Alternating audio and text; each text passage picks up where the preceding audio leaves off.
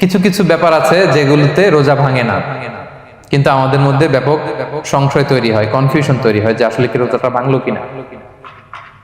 সেগুলো কি আমরা এবার সেগুলো শুনবো। 3 নম্বর সাব পয়েন্টটা তো ক্লিয়ার যে কিছু কিছু কাজ আছে যেগুলো করলে আসলে রোজা ভাঙে না। Things or actions that don't invalidate the fast, এটা আপনার রোজা ভাঙবে না। সেগুলো কি? এক নম্বর হচ্ছে ভুল করে যদি কেউ খায়, যেটা আমাদের আগের পয়েন্টে আমি ক্লিয়ার করে দিয়েছি, অথবা জোর করে যদি কাউকে খাওয়ানো হয় তার রোজা ভাঙবে না, এটা আপনারা ইতিমধ্যে জেনেছেন। একটা হাদিস শুনে সহিহ বুখারী, রাসূল সাল্লাল্লাহু আলাইহি ওয়াসাল্লাম বলেছেন, মান নাসিয়া ওয়া হুয়া সাইম ফাআকালা আও শারিবা, রোজা অবস্থায় কেউ যদি ভুল করে খেয়ে ফেলে, ফালিউতিম্মা সাওমা, সেজন্য তার রোজা পূর্ণ করে, তার রোজা ভেঙে গেছে মনে করে সেজন্য খাওয়া শুরু না করে, সেজন্য রোজা পূর্ণ করে। কারণ ফাইন্নামা আতআমাহুল্লাহু ওয়া সাকা, কারণ আল্লাহই তাকে খাইয়েছে, আল্লাহই তাকে পান করিয়েছে। কিন্তু ভুল করে খেয়ে ফেলছেন, এটা তো আপনার হাতে ছিল না। তাহলে ভুল করে খেলে তার রোজা ভাঙবে না, কাজা কাফারা কিছুই লাগবে না, জাস্ট ইউ কন্টিনিউ ইউর সিয়াম। ওকে। 2 নাম্বার হচ্ছে এটা বিবাহিতদের জন্য, যেহেতু most of the audience are 18+, কোনো অসুবিধা নাই। আর ইসলামে কথাগুলো আসলে বাঁচতে হলে জানতে হবে। সেটা হচ্ছে আমরা শুনেছি যে বিবাহিতরা ফিজিক্যাল ইন্টারকোর্স যদি করে, দেহ থেকে সিমেন আউট হলে রোজা ভেঙে যায়, কিন্তু স্বাভাবিক মেলামেশাতে রোজা ভাঙে না। কিস করা, হাগ করা হাজবেন্ড ওয়াইফের মধ্যে, এই যে সখ্যতা, এই ব্যাপারগুলো যদি দিনের বেলায় ঘটে এতে রোজা ভাঙে না। ব্যাপারটা বুঝতে পেরেছেন না সবাই? একটা দলিল শোনেন। আমাদের আয়েশা রাদিয়াল্লাহু তাআলা আনহা বলেন, কানা নবী সাল্লাল্লাহু আলাইহি ওয়াসাল্লাম ইয়াকাব্বিলু ওয়া হুয়া সাইম, রমাদানের রোজা অবস্থায় তিনি আমাদেরকে কিস করতেন, ওয়া ইউবাশিরু, আমাদেরকে হাগ করতেন, ওয়া হুয়া সাইম, রোজা অবস্থায়। এতে রোজার কোনো সমস্যা হতো না, তবে এটা রিকমেন্ডেড না। স্বামী স্ত্রীর একান্ত মেলামেশা দিনের বেলা রিকমেন্ডেড না, কারণ এটা থেকে সে সেক্সুয়ালি এক্সাইটমেন্টের দিকে চলে যেতে পারে, ফলে ভুল করে সে এমন কাজ করে ফেলতে পারে যেটাতে তার রোজাটাই ভেঙে যাবে। আর ইচ্ছা করে রোজা ভাঙলে কি করতে হয়? কাজাও কাফারাও, খবর আছে না? সেজন্য এটা খেয়াল রাখতে হবে। 3 নাম্বার, এটাকে আরবিতে বলে আল ইহতিলাম, ওয়েট ড্রিম, বাংলায় বলে স্বপ্ন দোষ। ঘুমের মধ্যে এমন কিছু দেখলেন ফলে আপনার সিমেন আউট হলো, আপনার রোজা ভাঙবে না, কারণ এটা কি ইচ্ছা করে করছেন আপনি? এটা কার হাতে? আল্লাহর হাতে। এতে রোজা ভাঙে না, শুধু আপনি ঘুম থেকে উঠে ফরজ গোসলটা করে নিলেই হবে। প্রিয় ভাইরা, মুসলিম কমিউনিটির ভাইরা, কথা কি বুঝতে পারতেছেন? আচ্ছা। 4 নাম্বার হচ্ছে ব্লাড টেস্ট। অনেকে বলে যে হুজুর ব্লাড টেস্ট করা যাবে কিনা রমাদানে? ব্লাড টেস্ট করা যাবে। ব্লাড টেস্ট করলে রোজা ভাঙে না, এটা খুবই জরুরি একটা মাসালা, প্রায় আমাদের লাগে। 1-2 সিরিঞ্জ ব্লাড নিলে ভাঙে না। তবে যদি অনেক বেশি অ্যামাউন্টের ব্লাড নেয়, এতে যদি আপনি ক্লান্ত হয়ে পড়েন, সেক্ষেত্রে আপনি রোজা ভাঙতে পারবেন, পরে কাজা করলে হবে। 5 নাম্বার হচ্ছে অনিচ্ছাকৃত বমি। এটা আমি আগেও ক্লিয়ার করেছি যে ইচ্ছাকৃত বমি করলে রোজা ভাঙে, কিন্তু অনিচ্ছাকৃত যদি বমি চলে আসছে, ভমিটিং হচ্ছে, আমার রোজা ভাঙবে না। 6 নম্বরে নোজ ব্লিডিং, নাক দিয়ে অনেকে রক্ত পড়ে না, নাক দিয়ে রক্ত ঝরলে মানুষের রোজা ভাঙে, আনলেস যদি অনেক বেশি অ্যামাউন্টের হয়, আপনি ক্লান্ত হয়ে পড়েন, তখন তো আপনি রোজা ভাঙতে পারবেন। 7 নাম্বার, রোজা রেখে দাঁত ফেলতে পারবো কিনা? জি, রোজা রেখে আপনি আপনার দাঁতকে রিমুভ করতে পারবেন, খুব বেশি যাতে রক্ত বের না হয় সেটা আপনি খেয়াল রাখবেন। দাঁত ফেললে যে রক্ত বের হয় এতে রোজা ভাঙে না। 8 নম্বর পয়েন্টটা খুবই গুরুত্বপূর্ণ, এটা খেয়াল করে শুনতে হবে। কান দুইটা খরগোশের কানের মতো খাড়া করে শুনেন, খুব মনোযোগ দিয়ে। 8 নম্বরটা হচ্ছে ইনজেকশন। রোজা রেখে ইনজেকশন দেয়া যাবে কিনা? কিছু কিছু ইনজেকশন দেয়া যাবে, কিছু কিছু দেয়া যাবে না। কোনগুলো দেয়া যাবে না? এনার্জেটিক ইনজেকশন দেয়া যাবে না। যে ইনজেকশনে ফুড সাপ্লিমেন্টারি আছে, যেটার মধ্যে নিউট্রিশন ভ্যালু আছে, এই ইনজেকশন গুলো দেওয়া যাবে না। এমনও ইনজেকশন আছে যেটা দিলে 7 দিন আপনার আর খাওয়া লাগবে না, একেবারে তরটা যাবে, এরকম ইনজেকশন দেওয়া যাবে? তো আপনি সিস্টেম করে খাইলেন কেমন জানো, তাই না? আপনি অন্য ওয়েতে দেহে এনার্জি ইনপুট করলেন, এটা করলে রোজা ভেঙে যাবে। তাহলে food supplementary injection, nutrition value আছে এরকম injection, energetic injection, energy boost up করে এরকম ইনজেকশন দিলে রোজা ভেঙে যায়, এগুলো দেওয়া যাবে না। কিন্তু পেইন কিলার যে ইনজেকশন গুলো আছে এটা দিতে পারবেন, পেইন কিলার ইনজেকশন দিতে পারবেন, অ্যান্টিবায়োটিক ইনজেকশন দিতে পারবেন, অ্যানেস্থেটিক ইনজেকশন দিতে পারবেন, এই জাতীয় মেডিকেশন ইনজেকশন গুলো দিতে পারবেন। কোভিডের যে ইনজেকশন এগুলো আপনি দিতে পারবেন, এগুলোতে রোজা ভাঙে না, কারণ এগুলোতে আপনার স্টোমাকে কিছু পৌঁছেও না, আপনাকে শক্তিবর্ধক কিছু দেহে প্রবেশও করাচ্ছে না, আপনার এনার্জিও বাড়ে না, আপনার এনার্জি বাড়ে না, আপনার নিউট্রিশন ভ্যালু অ্যাড হয় না, আপনার স্টোমাকে কিছু পৌঁছে না, এই জাতীয় সব ইনজেকশন দেওয়া যায়। ইনজেকশনের পয়েন্টটা ক্লিয়ার? 9 নম্বরে কিছু কমন ব্যাপার আছে, এই কমন জিনিসগুলো আমাদের মনের মধ্যে প্রায় প্রশ্ন জাগে যে এগুলো করা যাবে কি যাবে না, এগুলো ক্লিয়ার করি। এর মধ্যে 1 নম্বর হচ্ছে টুথপেস্ট। রোজা রেখে টুথপেস্ট দিয়ে ব্রাশ করা যাবে কিনা, বলেন যাবে কি যাবে না? যাবে, কে কে হাত তুলুন তো দেখি। হ্যাঁ, মাত্র 1 জন, 2 জন, 3 জন, 4 জন, 5 জন, 6 জন, দল ভারী হচ্ছে আস্তে আস্তে। হ্যাঁ, টুথপেস্ট দিয়ে ব্রাশ করা যাবে কি যাবে না? যাবে মাত্র 5 জন। আর যাবে না কয়জন দেখি? যাবে না, অনেকে যাবে না, অনেকে হাত তুলে নেই, ভাবছে কোন জায়গায় হাত তুলে কোন বিপদে পড়ি। চুপচাপ দেখি যে কোনটা জিতে। যাবে না? যাবে না, দল ভারী না? যাবে? এই সুন্দর বলছে, যাবে কিন্তু না করাই ভালো। হ্যাঁ হ্যাঁ, যাবে। টুথপেস্ট দিয়ে ব্রাশ করলে রোজা ভাঙে না, তবে যদি খুব স্ট্রং টুথপেস্ট হয় এগুলো ব্যবহার না করা ভালো। দিনের বেলায় মেসওয়াক করা ভালো। হ্যাঁ, মেসওয়াক করলে ওইটা সবচেয়ে সেফ। তবে যদি আপনি টুথপেস্ট দিয়ে ব্রাশ করেন আপনার রোজা ভাঙবে না ইনশাআল্লাহ। কেউ কেউ মাকরু বলেছেন, কিন্তু আপনার রোজা ভাঙবে না। মাউথ ওয়াশ সেম, যাবে কিন্তু রেকমেন্ডেড না। হ্যাঁ, গার্গল করতে গেলে আবার ভিতরে চলে যাবে। সিম্পলি কুলি করা যাবে কিন্তু আপনার রোজা ভাঙবে না। কিন্তু দিনের বেলায় আমরা টুথপেস্ট, মাউথ ওয়াশ এগুলো ইউজ না করে কোনটা সাজেস্ট করি? কোনটা? মেসওয়াক করেন তো আপনারা? রাসূল সাল্লাল্লাহু আলাইহি ওয়াসাল্লাম বলেছেন, আমার উম্মতের জন্য যদি কষ্ট না হয়ে যেত আমি প্রত্যেক নামাজের আগে মেসওয়াক করা ফরজ করে দিয়ে যেতাম। কষ্ট হয়ে যাবে, পকেট নিয়ে নিয়ে মেসওয়াক ঘুরতে হবে।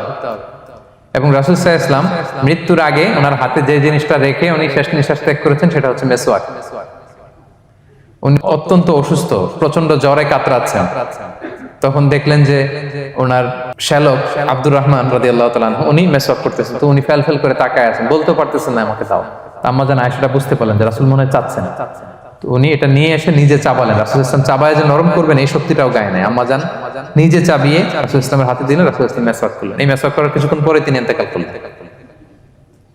আরবাউন মিন সুনানিল মুরসালিন, 4টা সুন্নাত, এটা সব নবীদের মধ্যে ছিল। এর মধ্যে একটা হচ্ছে আসওয়াক, মেসওয়াক। মেসওয়াক করবেন তো আপনারা? আচ্ছা। এরপর রোজা রেখে আতর দেয়া যাবে, কোনো সমস্যা নাই।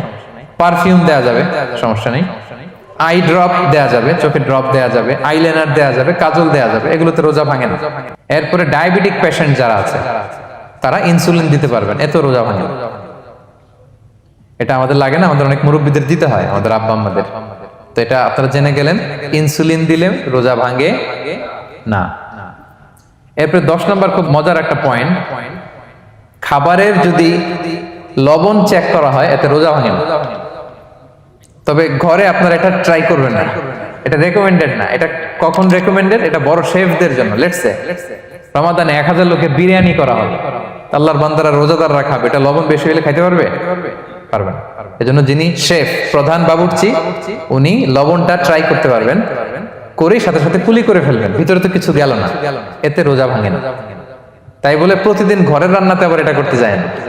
ঘরে 2 জন, আপনি আপনার হাজবেন্ড ওয়াইফ টোনাটুনি একটা হইলেই হইলো, কি বলেন? লবণ বেশি হবে কম হবে, কিন্তু বড় প্রোগ্রাম, অনেক রোজাদাররা একসাথে ইফতারি করবে, এটা তো লবণাক্ত হইলে খাওয়া যাবে না। তো সেক্ষেত্রে শেফ যদি জাস্ট জিব্বা দিয়ে লবণটা একটু ট্রাই করে নেয় যে অ্যাড করতে হবে না, ঠিক আছে, সাথে সাথে কুলি করে ফেলে, রোজা ভাঙবে না। দলিল কি? দলিল হচ্ছে কাঁচা ডালের মেসওয়াক। রাসূল সাল্লাল্লাহু আলাইহি ওয়াসাল্লাম কাঁচা ডালের জাইতুনের মেসওয়াক দিয়ে তিনি সেওয়াক দিয়ে মেসওয়াক করতেন। তো কাঁচা জাইতুনের আপনারা মেসওয়াক করছেন, এটা কিন্তু অনেক লবণাক্ত, সল্টি, এটার মধ্যে একটা ঝাঁঝালো ভাব আছে। তো এটা আপনার জিহ্বায় লাগলে কি রোজা ভেঙে যায়? ভাঙে না। এবং আপনি যদি সমুদ্র অঞ্চলে সফর করেন, সমুদ্রে লেটস সে 1 মাসের, আমাদের এই যে বাংলাদেশে তো এখন এই কি বলে প্রায় 7 লক্ষ টাকা করে দিছে আমাদের হাজিদের জন্য, হজ করতে হলে প্রায় 7 লক্ষ টাকা লাগবে। তো এরকম ঘোষণাও দেখলাম যে নেক্সট ইয়ার থেকে সমুদ্র পথে যাওয়া যাবে কম খরচে। তো কেউ যদি এমন হয় সমুদ্রের সফরে দীর্ঘ সময়, আপনি ওযু করবেন কি দিয়ে? সাগরের পানি দিয়ে। তো সাগরের পানি কেমন?